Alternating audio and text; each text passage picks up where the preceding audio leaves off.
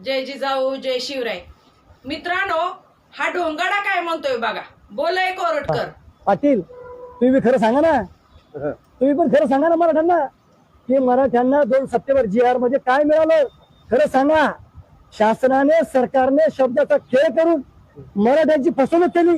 खरं सांगा ना, खरं सांगा ना. EWS कुठे गेलं पाटील? खरं सांगा. EWS कुठे मराठ्यांचं? सांगा ना खरं. तुम्ही आम्हाला म्हणले ना पैसे घेऊन पुरावा द्या पैसे घेतल्याचा. म्हणजे का बरं तुझ्या खोटे आरोप करताय का म्हणजे आरोप खोटेचे ना, पुरावा द्या ना. ते काय म्हटलं, लोकशाहीमध्ये पुराव्यानिशी माणसांनी बोलावं, संविधानिक मार्गाने बोलावं. जरांगे पाटले पुरावा द्या. आम्हाला सरकारने, आम्ही सरकारची हातमोहनी केली त्याचा पुरावा द्या. सरकारने आम्हाला पैसे दिले याचा पुरावा द्या. आणि आम्ही खोटं बोलतोय ते सिद्ध करा. तर मला ह्या सुनील कोरटकरला सांगायचं आहे, आम्ही आत्तापर्यंत तू समाजाचा आहे म्हणून तुला शांत बसलो होतो, ह्याचा तू गैरफायदा घेत चालला आणि वरच्यावर तू तोंड सोडलंय जरांगे पाटलांच्या विरोधात भुंकण्यासाठी. तर 2 सप्टेंबरचा जार आम्हाला फसवणूक केली ना शासनानं. तू काय म्हणतोय सांगा ना पाटील. 2 सप्टेंबरचा जार फसवा काढलाय शासनानं, सांगा ना. अरे मग शासनानं जर समजा तुझ्या म्हणण्याप्रमाणे 2 सप्टेंबरचा जार खोटा जरी असला, फसवणूक जरी शासनानं केलेली असली, तर आम्ही खंबीर आहे ना त्याला. त्यात जरांगे पाटलाचा काय दोष? अरे तू उठलं सुटलं जरांगे पाटलांनाच दोष देतोय. अरे 70 वर्ष ह्या लोकांनी आमची मराठी समाजाची फसवणूक केली, तेव्हा आम्ही शांतच होतो ना. त्यावेळेस का तू बोंबलत नव्हता? तू सुद्धा शांतच होता ना. 70 वर्ष आमचं आरक्षण खाल्लं, 70 वर्ष आमचं आरक्षण खाल्लं, बोंबलायच होतं ना तू आतापर्यंत. नाही, तू फक्त उठलं सुटलं जरांगे पाटलावर खडं फोडायचं काम करतोय. सांगा ना 2 सप्टेंबरचा जार शासनानं फसवा काढलाय म्हणून. अरे तू त्यात इंटरफेअर करायची गरज काय? तू गेलाय ना जरांगे पाटलांच्या विरोधात.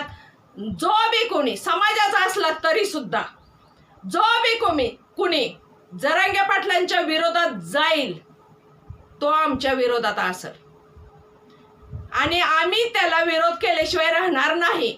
मग तुला काय कसा बोलायचा तसा बोल. तुला आत्तापर्यंत आम्ही ग बसलो होतो. तुझा काय संबंध? फसवलं तर शासनानं आम्हाला फसवलं, तुला काय घेणं त्यानं? तू निघालाय ना समाजातनं बाहेर, आता तू भुकायला लागलाय ना समाजाच्या विरोधात. मग तुझा काय संबंध? तू एवढं पटवून सांगायला सांगा ना. तू आता गप बस ना, तुला मराठीत कळतं ना.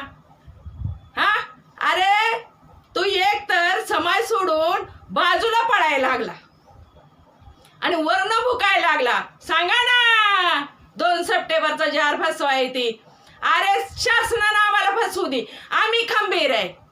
पुन्हा आम्ही अजून आंदोलन उभा करू. आम्ही मेलो नाही आणि आमचं आयुष्य संघर्ष करण्यात आणि आंदोलन करण्यात जाऊ दे. आमच्या लेकरा बाळांचं तर कल्याण होईल, पण आम्ही थांबणार नाही.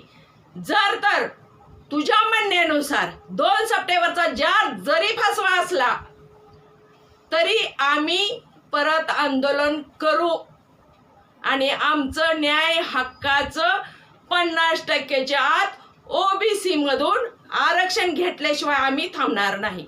आणि तुझ्यासारख्या लायकी नसलेल्या भामट्यानं समाजाची दिशाभूल करायचं काही कारण नाही.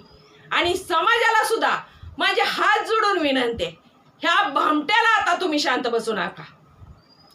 ह्यानं आपण ही समाजाचं आहे म्हणून ह्याच्याकडे बघितलं म्हणून आपण शांत राहिलो.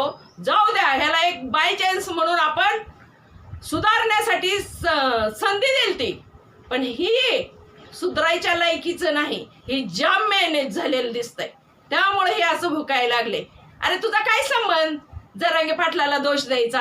सांगा ना, सांगा ना. एवढा 7 कोटी समाज येडाय गाय आणि तू एवढा शाना लागून गेला, समाज सोडून पळायला लागला. त्याच्यावरूनच कळतंय तू किती शाना आहे ती. याद राख, जरांगे पाटलांच्या विरोधात बोलला तर आमचा जार आम्ही कसा काढायचा आणि मराठ्यांना कसं आरक्षण घ्यायचं त्यासाठी आम्ही खंबीर आहे. समजलं का? आणि तू असाच भुकत फिर समाज सोडून. जय शिवराय.